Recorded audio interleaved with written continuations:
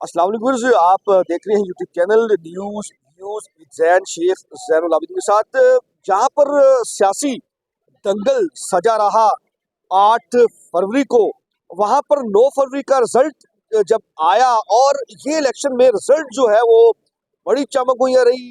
Form 45 कुछ और कह रहा था, फॉर्म 47 जो है वो कुछ और हकायक बताए। जब रिटर्निंग अफसर ने तमाम हल्के का रिजल्ट जारी किया, अब तो सब अवाम को पता लग गया है ये 4547 का क्या मामला है। 71 का मामला भी था, जी हाँ, इस दफा 45 47 का मामला है। मदनी साहब खड़े हुए, हल्का जो है वो आपने बताया हमें पीपी 147 अंदरून शहर लाहौर का ये हल्का है, जहां से तरीके इंसाफ के हिमायत याफ्ता उम्मीदवार उस्मान कादर की तरह नहीं हिमायत याफ्ता, ये पक्की मोहर लगी हुई है इमरान खान की।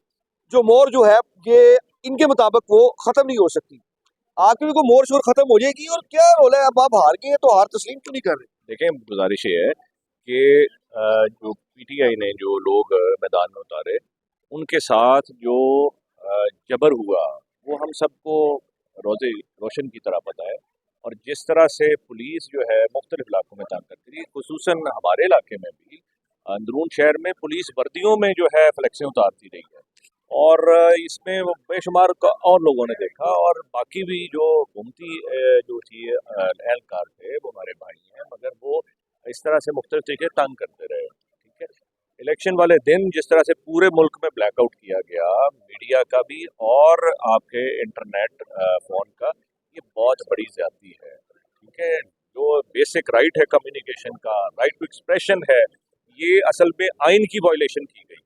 जो हमारा फंडामेंटल राइट्स हैं ये उनकी वायलेशन की गई है। और ये मैं बड़ा समझता हूँ कि बड़ा अफसोसनाक है कि एक 80% वाली पॉपुलरिटी वाली पार्टी को इस तरह से मुख्तलिफ तरीके से कंफ्यूज, उसके आगे हर्डल्स 100 हर्डल्स पूरा साल लगा के, खुसूसन एक महीना लगा के मुख्तलिफ तरीके से हर्डल की गई, प्री पोल रिगिंग्स की गई। और उसके बाद जो हमें आखिरी दिन जब इलेक्शन हो गया, उस वक़्त हमारा बेसिक लीगल राइट था कि हम कंसोलिडेशन ऑफ रिजल्ट के वक़्त रिटर्निंग ऑफिसर के पास होते। हमें बाहर जो है यूईटी के बाहर पुलिस लगी हुई थी और अदारे के लोग वर्दी में लोग पोलिंग एजेंट अंदर नहीं था? हमारे रिटर्निंग ऑफिसर के वक़्त हमारे वैसे पोलिंग स्टेशंस में भी हमारे काफ़ी जगह पर पोलिंग स्टेशन में लोगों को घुसने नहीं दिया गया। पोलिंग एजेंट बाहर निकाल दिए, पोलिंग एजेंट्स घुसने नहीं दिए, जब घुसने नहीं काउंटिंग का दिए। वक्त आया। नहीं, मैं और बात कर, शुरू से बात कर रहा हूँ कि शुरू के दिन ही पोलिंग एजेंट्स नहीं थे घुसने दे रहे। हल्कों का विजिट किया, लेकिन वहां पर ऐसा नहीं था। पोलिंग एजेंट आप लोगों के मौजूद थे। नहीं, आपकी नेग्लिजेंसी तो नहीं थी कि पोलिंग एजेंट आपका आपके हल्के में मौजूद नहीं था? ये हाउ इज पॉसिबल? अच्छा, फिर जो है जो रिटर्निंग ऑफिसर के कमरे के अंदर हमारा लीगल राइट था कि हम मौजूद होते जमा होने के वक्त। हाँ। रिटर्निंग ऑफिसर तक तो जाने ही नहीं दिया सारी रात। वहां पर बार मैं ये अर्ज कर रहा हूँ कि पुलिस वाले थे यूईटी के बाहर, और जो बाकी इदारों के लोग वर्दी में मौजूद थे, वो हमारे भाइयों थे। जी, इधर से वहां पर अंदर घुसने नहीं दिया गया। सारी रात खिचड़ी पकाई गई। नून लीग का जीता है। नहीं, मैं ये जो अभी रिजल्ट्स आ रहे हैं वो तो लीड बढ़ती जा रही है। अभी 2200 का मुझे अभी जो फ्रेश पता लगा है। अच्छा, जो कि आपके 2200 उम्मीदवार था उसका क्या नाम था?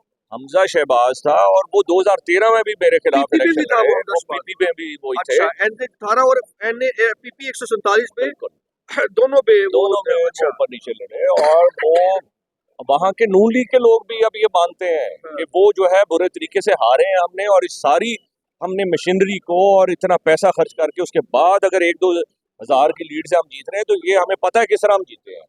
ये बाहर के नहीं, वो अंदर के लोग मानते हैं। और ये सब 45 पे इतराज है बुनियादी तौर पे। देखिए, फॉर्म 45 में भी है, रिकाउंटिंग नहीं करने दी गई। रिटर्निंग ऑफिसर इतना हेल्पलेस है कि वो जो है, मैंने उसे रिकाउंटिंग की दरखास्त दी और वो जो है अगले दिन जी इलेक्शन कमीशन से पहले रिटर्निंग ऑफिसर को देते हैं ना। रिटर्निंग ऑफिसर जो है वो इतना हेल्पलेस और इतना मजबूर है, अंडर प्रेशर है, कि वो दरखास्त लेके वो कहते जी हमदर्दियां आपके साथ है, मगर जो है हाँ बिल्कुल रिकॉर्डेड है, बिल्कुल। और ये जो है वो और वो प्रेशराइज किस सतह पे होगा? वो आप ऊपर से प्रेशर कर रहे हैं। बताएं, व्यूअर्स को बताएं। देखें, बात प्रेशराइज ये किस है, सतह पे? जो हमारे भाई हमारे जिनके पास इख्तियार है वो सारे कर रहे हैं ना।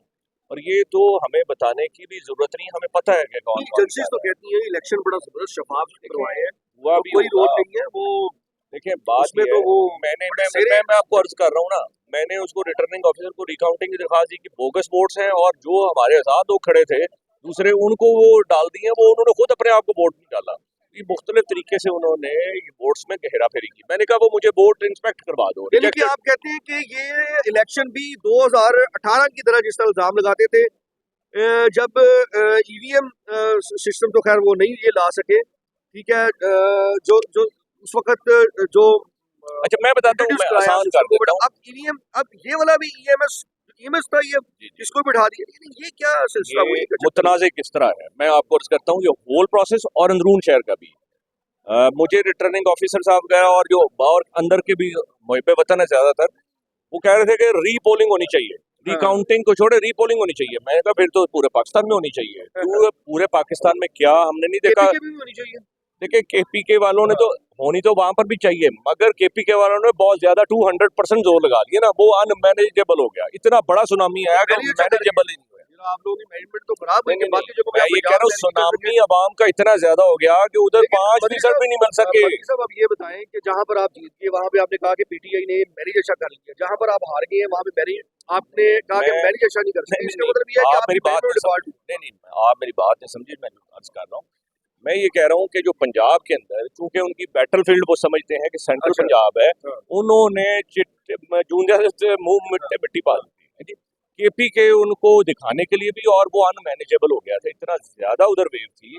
और उनका इंटरेस्ट भी कम था, इस वजह से वो केपी के नहीं करा। आप करना चाहते हैं पूरे पाकिस्तान में करा लें, इतना आपको शौक है तो आप करा लें। ओवरऑल मुझे आप ये बताइए,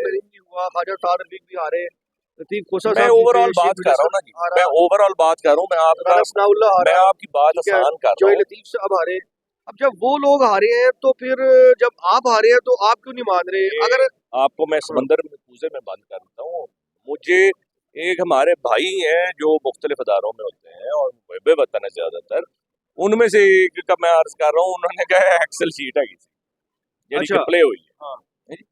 देखें मैं ये अर्ज करना चाहता हूँ, 20 साल मैंने इस पाकिस्तान के लिए कुर्बानी दी है। मैंने कुछ कमाया नहीं है, मैंने पाकिस्तान पे लगाया है पीटीआई के प्लेटफॉर्म से जद्दोजहद। 20 साल से बढ़ी है जी। और उस्मान कादर की तरह नहीं, वसीम कादर आया भी उनकी तरफ से था, फसली बटेरे कहेंगे आप, आया भी उनकी तरफ से थे, वो गए भी उन्हीं के साथ। उनका डिप्टी मेयर और एमपी भी रह चुके नॉलेज का ये पहले, और वो आए भी थे और वो रास्ते में दिखे हुए। 2018 में बड़ी गलती की हुकूमत आने के लिए। गलतियां तो होंगी है ना, हमने जो अदम इस्तेहकाम पार्टी को कर सके। देखें बात ये है कि कितनी गलतियां करेंगे खान साहब? देखें बात ये है कि कई लोगों ने मोहब्बत की है आपसे, बिल्कुल इसमें कोई शक बहुत ज्यादा की है, लोग करते हैं, इमरान खान के साथ, पीटीआई के साथ लोग, और डाई हार्ट लवर है, बिल्कुल इसमें कोई शक नहीं। लिहाजा मैं समझता हूँ, इसको खुद तस्लीम करे या ना करे, मैं समझता हूँ, मैं आपके तवज्जुह से पूरे पाकिस्तान को और उन लोगों को जिनके पास इख्तियार है, अल्लाह के यहाँ वो जवाब दें। हमें जो असेंबलियों है, बिल्कुल सही है, असेंबलियों के अंदर हमारा जो कुरान कहता है, जो हमारे सीनों में है, वो तकाजा भी करता है। क्या हम कुरान के बरखिलाफ जा रहे हैं या उसके मुताबिक जा रहे हैं? तो मेरा ख्याल ये है कि हम खिलाफ जा रहे हैं। ठीक है, जो हमने कौमी मुजरिम असेंबलियों में भरे हैं और ये मुख्तलिफ तरीके से हमने किया है, आप सारी बातें छोड़ दें।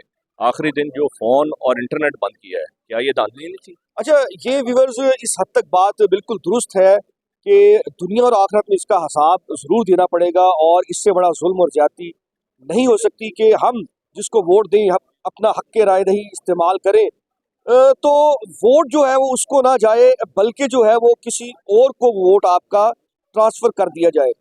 ये बिल्कुल और हरगिज़ नहीं होना चाहिए, चाहे कोई भी जमात हो, किसी भी जमात के साथ ऐसा हो।